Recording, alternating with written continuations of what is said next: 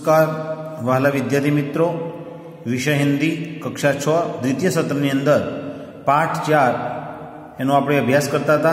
આજે આપણે એના અભ્યાસ સાથેની ચર્ચા કરીશું. તો પાઠ 4 પુસ્તક હમારી મિત્ર, પાઠનું નામ છે પુસ્તક હમારી મિત્ર.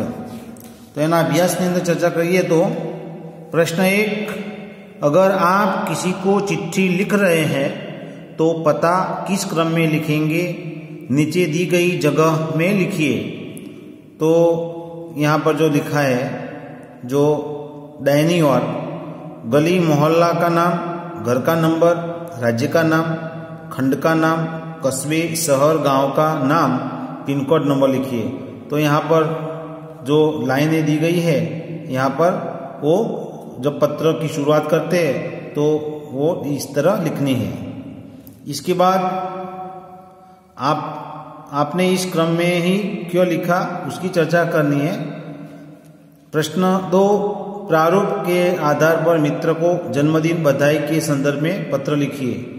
तो यहाँ पर जो भेजने वाले का पता लिखना है पहले, और दिनांक भी लिखनी है और संबोधन भी करना है. यह खास आपको याद रखना है. प्रश्न, कई दिनों से तुम्हारा पत्र नहीं मिला. इस शुरुआत के साथ आपको लिखना है. अभिवादन करना है पत्र में. जो पहला जो परिच्छेद होता है उसमें अभिवादन करना है. उसके बाद जो दूसरा परिच्छेद है उसमें पत्र लिखने का कारण, तो इसमें पत्र का कारण भी बताना है कि हमने किस कारण हम पत्र लिख रहे हैं. इसके बाद जो अन्य समाचार है वह परिच्छेद में लिखने हैं. और जब आखिरी में समाप्ति में आपको वो लिखना है, उनकी जानकारी लिखनी है. और संबंध और नाम यहाँ पर लिखने हैं. तो इस तरह इस प्रारूप के माध्यम से आपको पत्र लिखना है. प्रश्न 3 है, अपने मित्र को चिट्ठी भेजना चाहते हो तो ठीक से अपनी जगह पर पहुंचे ऐसा नाम लिखिए. तो यहाँ पर जो पोस्ट कार्ड दिया है, तो आप भी अपने पोस्ट ऑफिस में जाकर, डाकघर में जाकर ऐसा एक पोस्ट कार्ड लाना. और यहाँ पर जो गांधी जी का जो स्मृति चित्र है, उनके नीचे यहाँ पर आपको लिखना है एड्रेस. जिनको आप पत्र भेजना चाहते हो, इनका यहाँ पर पूरा एड्रेस लिखना है. यहाँ पर पिन कोड नंबर भी होता है, वो लिखना है. और इस तरह इसमें जो उनका जो दूसरा हिस्सा है, वहाँ पर आपको जो भी उन पर लिखना है जानकारी, पत्र जिस विषय पे वो आप लिख सकते हो. प्रश्न 4 है, चित्र देखिए और जानकारी प्राप्त करने के लिए प्रश्न पूछिए. तो यहाँ पर जो चित्र है वह सब वाहन व्यवहार, यातायात के जो साधन हैं उनके आधार पर यहाँ पर चित्र है. तो अब जब हम वाहन चलाते हैं तो ये जो चित्र है वो हमको काफ़ी कुछ संदेश देते हैं. तो यहाँ पर जो पहला चित्र है उसमें जिब्रा क्रॉसिंग में चल रहा है व्यक्ति आपको दिखाई दे रहा है.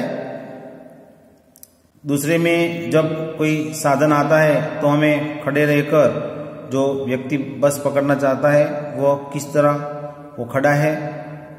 तीसरे में जब हम रोड क्रॉस करते हैं तो हमें दोनों तरफ आने वाले और जाने वाले जो वाहन हैं उनका ध्यान रखकर हमको जो रास्ता है वो पसार करना चाहिए.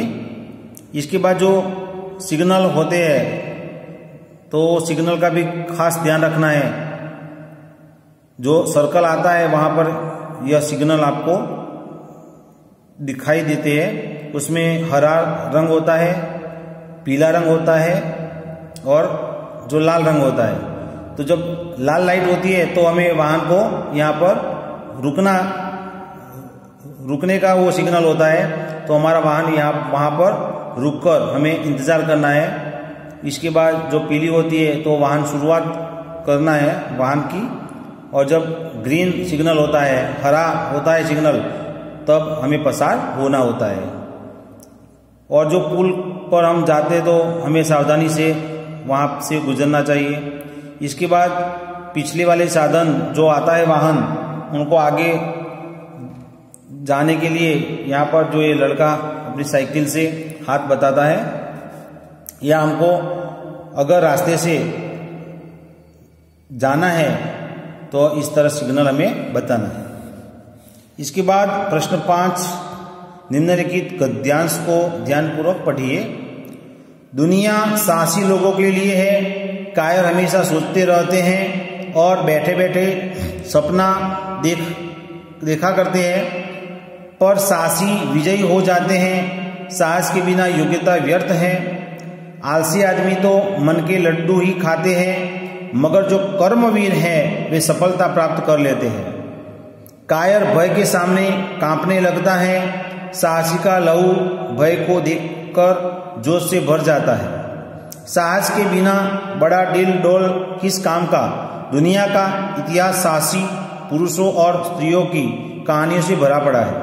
अब इस गद्यांश के आधार पर अपने साथियों से पूछने के लिए प्रश्न बनाना है। तो यहाँ पर सिर्फ आपको वांचना ही है, ध्यानपूर्वक पढ़ना है। स्वाध्याय प्रश्न 1, प्रश्न के उत्तर लिखिए। पत्र कब और कहाँ से लिखा गया है?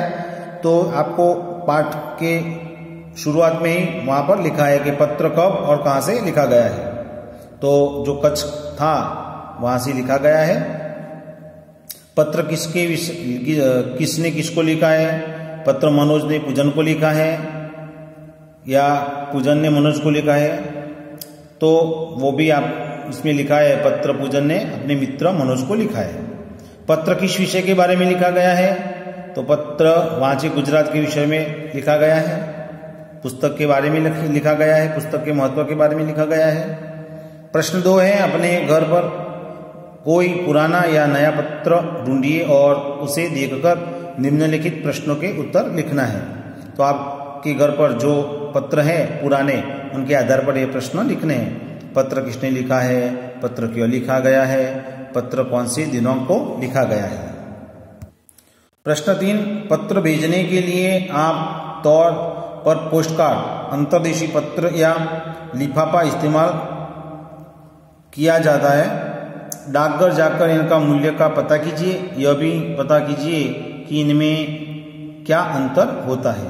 तो आप अपने कोई नज़दीकी कोई डाकघर है तो वहाँ जाकर इनका आप जानकारी प्राप्त कर सकते हैं कि पोस्टकार्ड की कितनी कीमत है, अंतर्देशीय पत्र के कितने हैं और लिफाफा के कितने पैसे लगते हैं। प्रश्न 4, अपने आसपास की किसी भी घटना का वर्णन करते हुए अपने मित्र को पत्र लिखिए, जैसे कि नदी में बाढ़ आना। तो आपको प्रश्न 4 लिखना ही लिखना है। सुंदर अक्षर में आप नदी में बाढ़ आती है उस विषय पर अपने मित्र को सुंदर पत्र लिखना है। तो यह आपको कार्य करना है। इतना जानिए, पैसे वाले लोग जो कुजड़ा, जिन्हें गुजराती में આપણે કાછીઓ કહીએ છીએ, ગળીસાજ ઘડિયાળી, બજાજ કાપડીઓ, જીલ્દ સાજ બુક બાઇન્ડર, ખરાદી સંઘાડીઓ, ખટપુના ખાટલો ભરનાર, તમોલી તંબોળી પાનવાળો, પંસારી ગાંધી, હલવાઈ કંદોઈ, સોદાગર વેપારી। પછી આ થોડા સિમ્બોલ છે। ભારતીય ડાક એનું સિમ્બોલ છે ડાકઘર, डाक बॉक्स एनु सिम्बॉल है। पछी मोबाइल अने चौकड़ी मारेली है, क्रॉस बतायो है। यहाँ पर मोबाइल का इस्तेमाल करना मना है। यहाँ पर ये करना विवर्जित है। तो यहाँ पर जो है वो आपको सिर्फ जानकारी के लिए, आपको अभ्यास और स्वाध्याय में जो लिखा कहा गया है लिखना है वो लिखना है। अस्तु।